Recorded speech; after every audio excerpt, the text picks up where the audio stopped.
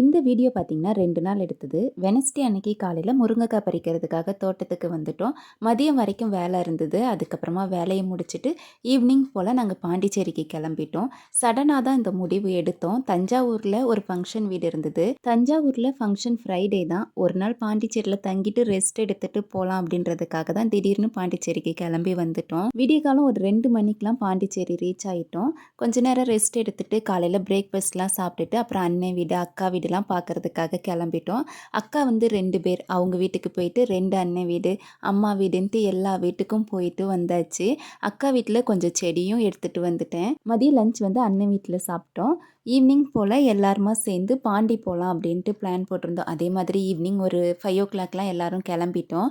இந்த தடவை வந்து ஸ்டூடியோ தான் வந்திருந்தோம். இந்த வருஷம் தான் இது ஓப்பன் பண்ணியிருந்தாங்க. எப்படி இருக்குன்னு பார்க்கலான்னு தான் வந்திருந்தோம். காஸ்மெட்டிக் ஐட்டம்லாம் அஃபோர்டபுள் ப்ரைஸில் இருந்தது. குர்த்திலையுமே ஆஃபர்லேயும் வச்சுருந்தாங்க. 2 டாப்ஸ் வந்து 499க்கும் இருந்தது. ஒரு டாப்ஸ் 499க்கும் இருந்தது. வெஸ்டர்னில் நிறைய கலெக்ஷன் வச்சுருந்தாங்க. ஜென்ஸுக்குமே இங்கே நிறைய கலெக்ஷன் இருந்தது. அங்கே ஷாப்பிங் முடிச்சுட்டு நேராக கேவி டெக்ஸ்க்கு வந்துட்டோம். ஜூடியோ பக்கத்தில் எந்த ஃபுட் கோர்ட்டுமே இல்லை. ஸ்நாக்ஸ் சாப்பிட்றதுக்கான வாய்ப்பே இல்லாமல் இருந்தது. கேவி டெக்ஸில் என்ட்ரன்ஸ்லேயே ஃபுட் கோர்ட் இருந்தது. அங்கே கொஞ்சம் ஸ்நாக்ஸ்லாம் சாப்பிட்டுட்டு கேவி டெக்ஸ்லேயும் பர்ச்சேஸ் பண்ணிவிட்டு ஹோட்டல்லே நைட்டு டின்னர் முடிச்சுட்டு வீட்டுக்கு வர்றதுக்கு 11 மணி ஆயிடுச்சு.